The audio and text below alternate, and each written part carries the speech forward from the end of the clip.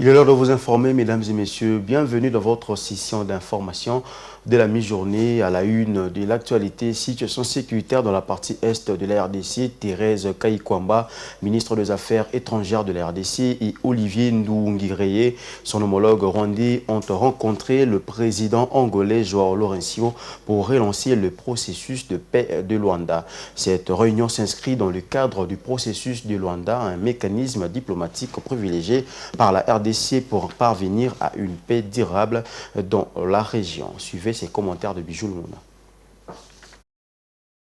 Deuxième réunion ministérielle entre la RDC et la République du Rwanda, tenue le mardi 30 juillet 2024 à Luanda sous médiation de la République d'Angola, a débouché sur l'instauration d'un cessez-le-feu qui entrera en vigueur à partir de minuit, c'est 4 août 2024. Les cessez-le-feu convenus à Luanda sera contrôlé par un mécanisme de vérification ad hoc renforcé. Le matin, avant les débuts de pourparlers, les délégations conduites par les ministres des Affaires étrangères de la RDC et du Rwanda ont été reçues au palais présidentiel par le président angolais Joao Lourenço. La reprise de ces discussions intervient alors que le processus de paix de Nairobi est au point mort. La semaine dernière, le président congolais Félix Tshisekedi avait sévèrement critiqué la gestion de ces processus par son homologue kenyan William Ruto. Il y avait deux processus, celui de Nairobi impulsé par Uhuru Kenyatta qui malheureusement a été mal géré par le nouveau président William Ruto. Le processus est quasiment mort, même si les facilitateurs désignés, Uhuru Kenyatta est resté. Le président Ruto a pris fait et cause pour le Rwanda, avait déclaré Félix Tshisekedi lors d'une discussion organisée par l'Initiative de sécurité en Afrique et l'Initiative de croissance en Afrique de Brookings. Les échanges à Luanda surviennent également à 3 jours de l'expiration de la prolongation de la trêve humanitaire décrétée à l'initiative du gouvernement américain qui souhaite profiter de cette prolongation pour faire avancer la feuille de route de Luanda. Pendant ces temps, des nouveaux combats ont opposé les rebelles du M23 RDF aux miliciens Wazalendo au village de Boussoukoura dans le groupement Mutanda, chefferie de Bwito, territoire de Rutshuru. Selon des sources locales, les rebelles du M23 ont lancé l'attaque, mais elle a été rapidement repoussée par les Wazalendo. La semaine dernière, des combats avaient également opposé le M23 au Wazalendo dans la région de Kinyandoni-Ngwenda. Groupement Bukoma dans la chefferie voisine de Bwisha, toujours dans le territoire de Rutshuru. Le vice-premier ministre du plan et de la coordination de l'aide au développement, Guilain Nyembombizia, et le coordonnateur résident du système des Nations Unies en RDC, Bruno Le Marquis, ont conjointement procédé à la présentation du rapport de résultats du cadre de coopération des Nations Unies pour le développement durable pour l'exercice 2023. Ces rapports annuels présentent le résultat phare réalisé en 2023. Le détail dans cet élément. Partager le rapport des résultats du cadre de coopération des Nations Unies pour le développement durable pour l'exercice 2023, c'est l'objectif de la rencontre qui a eu lieu le 30 juillet 2024. Une cérémonie qui s'inscrit dans le cadre de l'engagement renouvelé du système des Nations Unies, celui de renforcer la redevabilité et la transparence de ses interventions vis-à-vis du gouvernement, de ses partenaires et du public en général. Ce rapport met en exergue les résultats atteints, fruit de la coopération entre la RDC et les Nations Unies par rapport aux objectifs fixés dans le cadre de coopération 2020-2024. Bruno Le Marquis, coordinateur résident du système des Nations Unies, indique que 2023 a été une année critique marquée par des défis sécuritaires et humanitaires pour la RDC. En 2023 également, du fait de la dégradation de la situation sécuritaire, il y a eu aussi une dégradation de la situation humanitaire qui demeure dramatique. C'est, comme vous le savez, une crise les plus prolongées du monde, les plus graves, les plus complexes, les plus négligées, et moi j'ajoute depuis 6 mois maintenant, les plus tolérées au monde. Il y avait 6,8 millions de personnes déplacées internes fin 2023, et elles sont aujourd'hui 7,3 ou peut-être même plus, puisque à chaque, par exemple, avancée du M23, ce sont de nouveau des centaines de milliers de personnes qui sont déplacées. Le pays accueille aussi de manière très solidaire et généreuse plus de 500 000 réfugiés et demandeurs d'asile de pays voisins. Dans son rapport annuel, le système des Nations Unies s'est focalisé sur 3 domaines de coopération avec les pays. Il s'agit de la consolidation de la paix, le respect des droits humains, la protection des civils, la cohésion sociale et la démocratie, la croissance économique inclusive et les développements durables et l'accès aux services sociaux de base et l'assistance humanitaire. Pour le vice-premier ministre, ministre du Plan et de la coordination de l'aide humanitaire, le rapport de l'exercice 2023 du plan cadre de coopération permet aux uns et aux autres de prendre conscience des efforts déployés au cours de 5 dernières années. Guylaine Yembo est revenu sur les indicateurs du nouveau programme quinquennal. Ce rapport constitue et ouvre la voie pour le renforcement de partenariats stratégiques pour des actions futures. Le rapport annuel du plan cadre de coopération des Nations Unies pour le développement durable se veut bien plus encourageant qu'il ne paraît. Mieux, il se veut un aperçu des futurs possibles en matière de coopération entre notre pays et les systèmes des Nations Unies, tant il nous permet, aussi bien conjointement que singulièrement pour chacune des parties, de dégager les meilleures pratiques en vue de promouvoir le développement durable en République démocratique du Congo et ailleurs dans le monde. Cette étape offre également l'opportunité, après 4 années de mise en œuvre du cycle de coopération 2020-2024, d'étirer les leçons permettant de réajuster la planification pour l'avenir et de présenter nos priorités pour 2024. Ces résultats rendus publics concernent toutes les entités des Nations Unies présentes en République démocratique du Congo.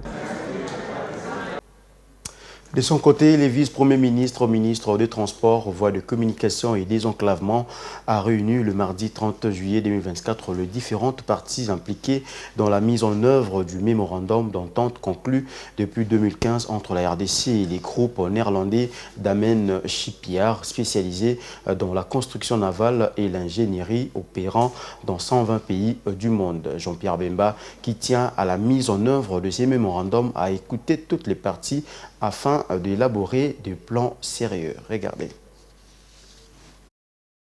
C'est depuis 9 ans que le mémorandum d'entente signé entre la RDC et le groupe néerlandais Damen Shipyard dans la construction navale souffre d'application. Pour y parvenir, le vice-premier ministre et ministre de Transport, Voies de communication et désenclavement de la République démocratique du Congo a écouté le mardi 30 juillet 2024 toutes les parties prenantes afin de réaliser le projet de modernisation des équipements de transport fluvial et ferroviaire ainsi que des chantiers navals en RDC. Pour le directeur général de la régie de voies fluviales, cette rencontre initiée par le ministre de Transport démontre la volonté du gouvernement d'améliorer le transport en formant aussi les agents locaux dans l'entretien et maintenance des équipements de modernisation. Nous avons ressenti dans lui la volonté de pouvoir pousser rapidement pour que ce mémorandum puisse entrer en vigueur afin que la société puisse revenir auprès des établissements et des entreprises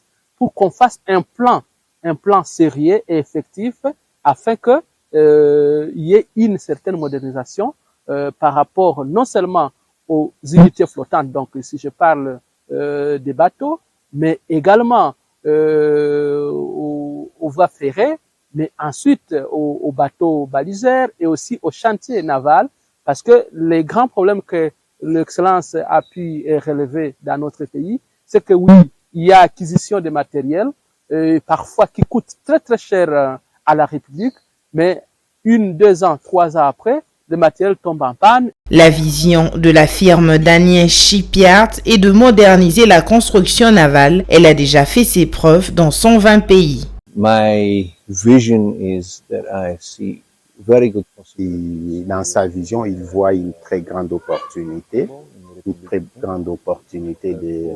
de renforcer ou de faire renaître le transport fluvial et maritime en République démocratique du Congo. Il a renewal of the fleet and the industry. Après les informations fournies au vice-premier ministre et ministre de Transport, il ne reste que les plans pour mettre en place ce projet. C'est une entreprise opérant au niveau mondial avec plus de 50 chantiers navals, chantiers de réparation et entreprises connexes, ainsi que de nombreux chantiers partenaires qui peuvent construire les navires d'Amiens localement. En marge de son séjour à Goma, le ministre de Mines Kizito Pakabomba a conféré ce mercredi 31 juillet avec le gouverneur militaire du Nord Kivu, le général-major Peter Chirimwami. Les échanges ont tourné autour de la problématique de traçabilité des minéraux et les climats des affaires. Images et commentaires. En séjour dans la ville touristique de Goma, le ministre congolais en charge des mines a présenté ses civilités au gouverneur militaire du Nord Kivu, le général-major Peter Chirimwami Nkuba, ce 31 juillet 2024. Kizito Pakabomba apporte un message de soutien au Nord Kivusien émanant du chef de l'État Félix-Antoine Tshisekedi et du gouvernement souminois. Le gouvernement congolais ne va pas abdiquer devant la guerre d'agression, a-t-il déclaré. C'est un drame que le peuple vit.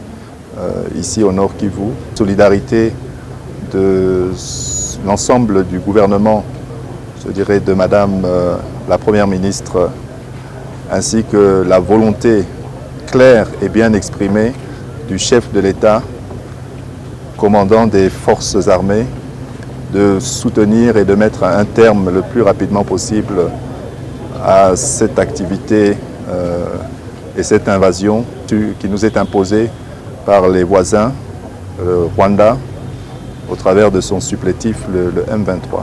Sa mission s'inscrit également dans le cadre de la traçabilité des minéraux, le climat des affaires et la mobilisation de recettes. Pour ce qui concerne du secteur minier, nous avons abordé les aspects de traçabilité,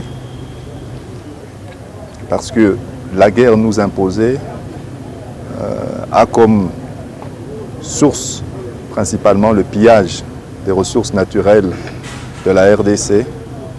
Donc nous avons abordé les aspects de traçabilité, mais également les aspects de climat des affaires, qui est important parce que dans ces moments difficiles, la province a le besoin toujours de continuer à mobiliser des recettes. Le ministre des Mines a été accueilli à l'aéroport international de Goma par le conseiller principal du gouverneur en charge des mines, M. Ruyangen Djogo, qui l'a accompagné aux côtés du gouverneur à diverses descentes sur terrain.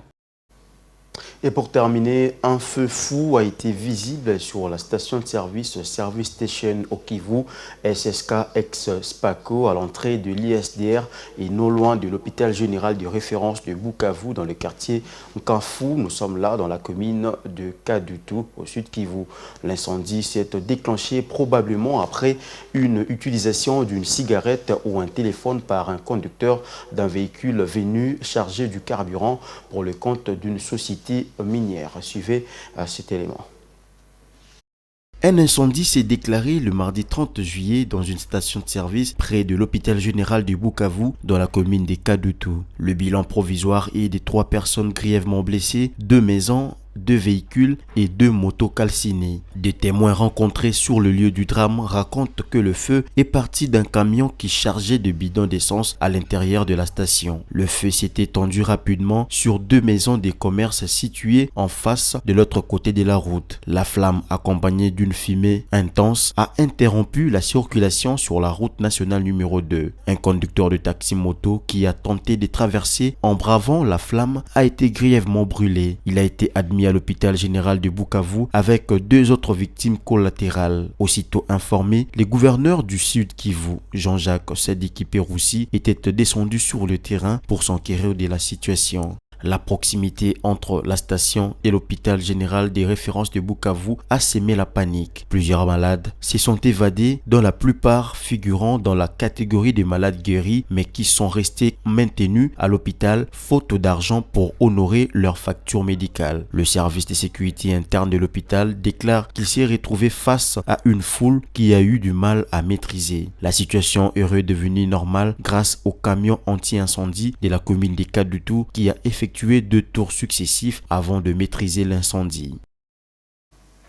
C'était là l'essentiel de l'actualité. Prenez rendez-vous avec nous à 19h juste pour la grande édition du journal. Dans l'entretemps, bonne suite des programmes sur Mandico Télévision en notre compagnie.